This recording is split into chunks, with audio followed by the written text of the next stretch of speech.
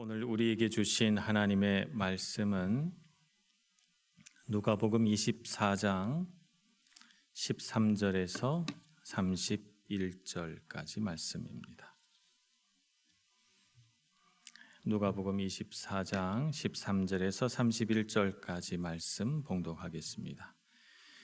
그날에 그들 중 둘이 예루살렘에서 25里되는 엠마오라 하는 마을로 가면서 이 모든 된 일을 서로 이야기하더라.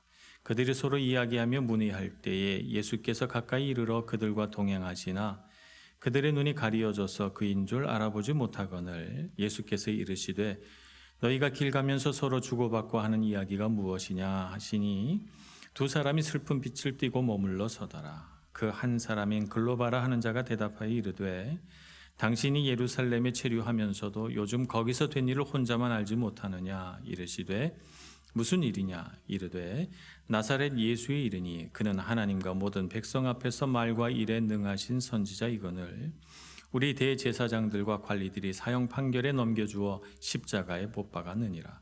우리는 이 사람이 이스라엘을 속량할 자라고 바랐노라. 이뿐 아니라 이 일이 일어난 지가 사흘째요. 또한 우리 중에 어떤 여자들이 우리로 놀라게 하였으니 이는 그들이 새벽에 무덤에 갔다가 그의 시체는 보지 못하고 와서 그가 살아나셨다 하는 천사들의 나타남을 보았다 함이라. 또 우리와 함께한 자 중에 두어 사람이 무덤에 가 과연 여자들이 말한 바와 같음을 보았으나 예수는 보지 못하였느니라 하거늘 이르시되 미련하고 선지자들이 말한 모든 것을 마음에 더디 믿는 자들이여 그리스도가 이런 고난을 받고 자기의 영광에 들어가야 할 것이 아니냐 하시고 이에 모세와 모든 선지자의 글로 시작하여 모든 성경에 쓴 바 자기에 관한 것을 자세히 설명하시니라. 그들이 가는 마을에 가까이 가며 예수는 더 가려 하는 것 같이 하시니 그들이 강권하여 이르되 우리와 함께 유하사이다. 때가 저물어 가고 날이 이미 기울었나이다 하니 이에 그들과 함께 유하로 들어가시니라. 그들과 함께 음식 잡수실 때에 떡을 가지사 축사하시고 떼어 그들에게 주시니 그들의 눈이 밝아져 그인 줄 알아보더니 예수는 그들에게 보이지 아니하시는지라. 아멘. 오늘 저희들이 읽은 누가복음 24장의 말씀은 엠마오로 가는 두 제자의 이야기입니다. 다른 복음서 말고 누가복음서만 딱 봤을 때는 이 엠마오로 가는 두 제자가 부활의 첫 증인입니다. 엠마오는 예루살렘에서 25리 정도 떨어져 있다고 했으니까 한 10km 정도 떨어진 거리에 있는 마을입니다. 그들 중에 둘이라고 했으니까 누가복음 24장 앞에 1절에서 12절 사이에 무덤이 비었다는 소식을 들은 11제자와 그 제자 그룹 사이에 있는 핵심 제자 그룹 사이에서 두 명이 무슨 일인지는 몰라도 이 엠마오로 가고 있습니다. 자, 길을 가는 중에 예수님을 만났죠. 예루살렘에서 일어난 일들, 곧 예수님에 관한 일들을 서로 주고받고 이야기하다가 예수님을 만나게 되는데 예수님께서 다가오셔서 말을 거실 때 너희가 길 가면서 서로 주고받는 이야기가 무엇이냐 이렇게 물었더니 이 제자들이 어떻게 하냐면 슬픈 빛을 띠고 머물러 서더라 이렇게 말합니다. 누가 예수님 얘기만 물어도 이 가슴이 너무 아파서 길을 가다가 멈춰 선 거예요. 그리고 이 사람에게 도대체 당신이 예루살렘에 있으면서 이런 일을 모르느냐 그러면서 이 진행된 일들을 쭉 이야기하는데요. 21절에 보면 이 두 제자가 이렇게 말합니다. 우리는 이 사람이 이스라엘을 속량할 자라고 바랐노라 이렇게 말하는 거예요.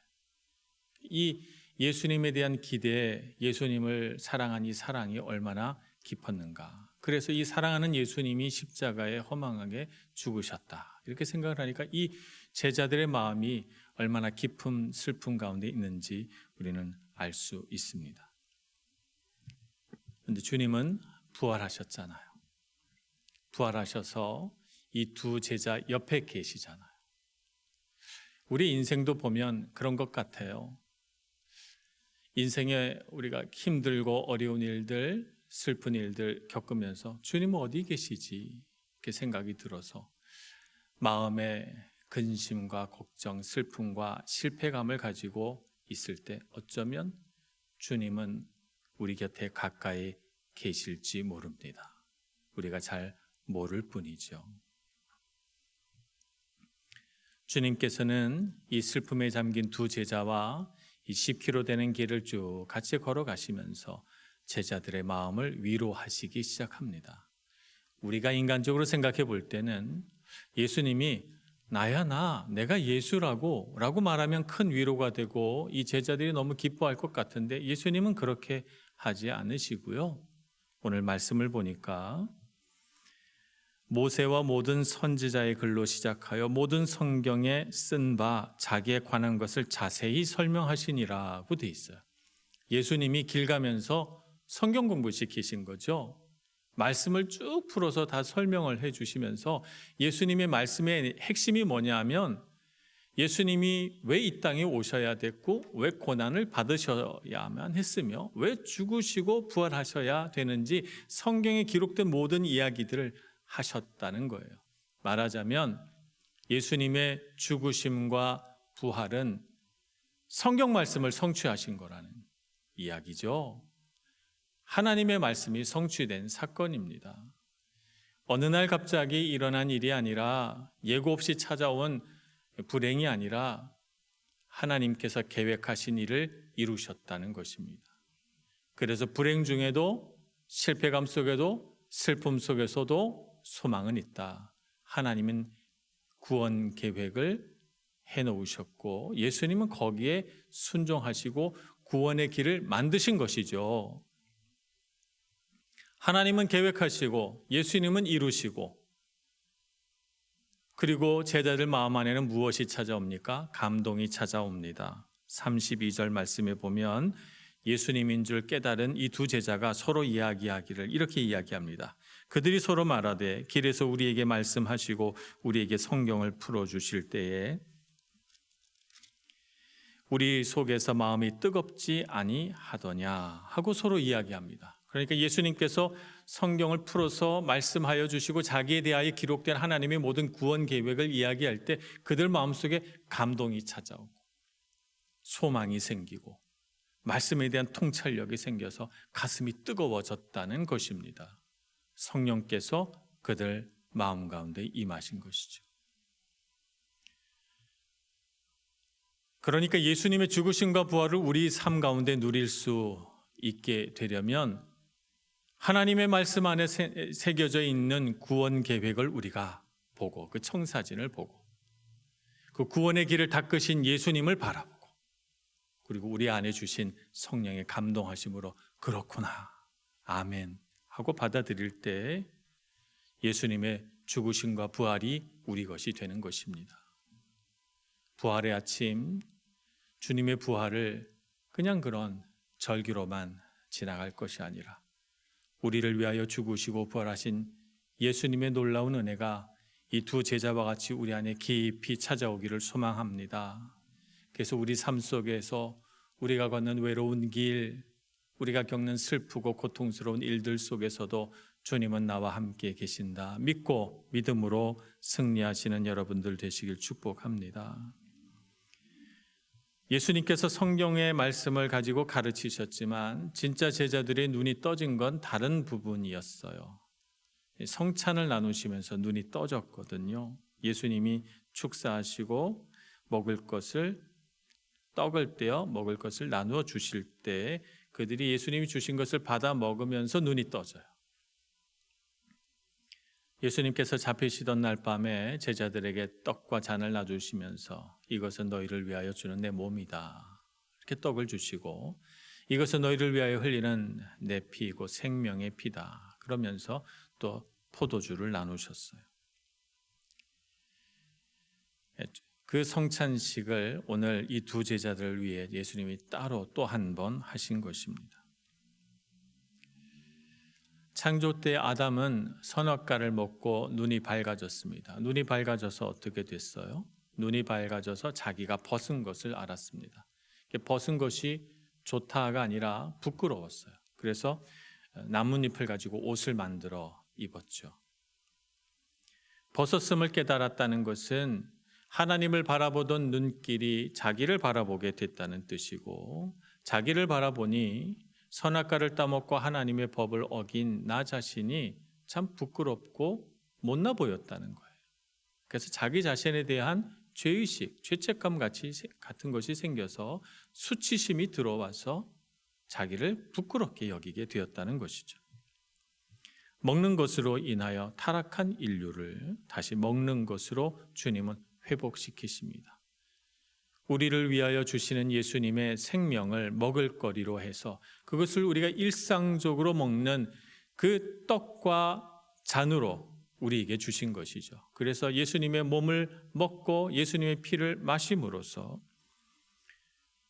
우리가 우리 자신을 향했던 시선을 주님을 향하게 되고 타락한 우리 자신이 아니라 예수님의 몸을 먹고 예수님의 피를 마심으로 다시 거룩하여진 우리 자신, 그분의 보혈로 인하여 의롭다 하심을 얻은 우리 자신을 보면서 나는 하나님의 자녀야 라고 우리 자신이 자랑스러워지는 것입니다.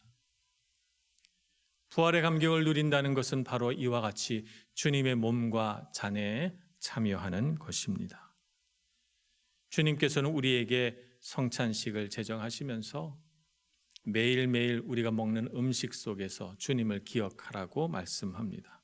우리의 일상 속에서 주님을 기억하고 주님을 잊지 말고 살아가라고 말씀하고 있는 것이죠. 그래서 부활절은 오늘이지만 주님의 부활을 기억해야 하는 날은 매일매일입니다. 매일매일 우리 자신을 바라보며 내 안에 계신 예수님을 상기해야 되겠습니다. 부활하신 주님께서 우리 안에 계십니다. 우리 안에 예수님의 몸과 피를 부으셔서 새로운 피조물로 만들어 주셨습니다. 우리가 타인을 바라볼 때도 마찬가지입니다. 다른 그리스도인에게도 부활하신 예수님이 그 안에 계십니다. 그러니 우리는 다른 사람의 모습을 보면서도 주님은 여기 계시구나 이렇게 생각하고 기뻐할 수 있습니다. 오늘 우리 밀라노 한인교회가 주님의 몸과 피가 스며든 부활하신 주님과 함께하는 생명 있는 공동체 되기를 소망합니다. 그래서 우리 서로 바라보며 기뻐하고 주님이 바로 우리 안에 계신다 믿으며 사랑의 공동체 만들어 가기를 소망합니다. 기도하겠습니다.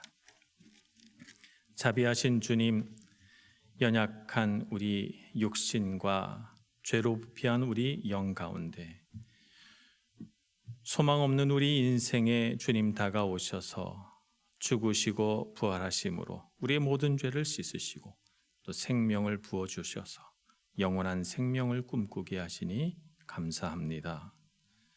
주님께서 주신 생명이 헛되지 않아서 우리 삶 가운데 많은 열매 맺히게 해주시고 그 열매가 30배, 60배, 100배가 되어 하나님께 영광 돌려드리는 저희들 인생 되게 하여 주옵소서. 예수님의 이름으로 기도합니다. 아멘.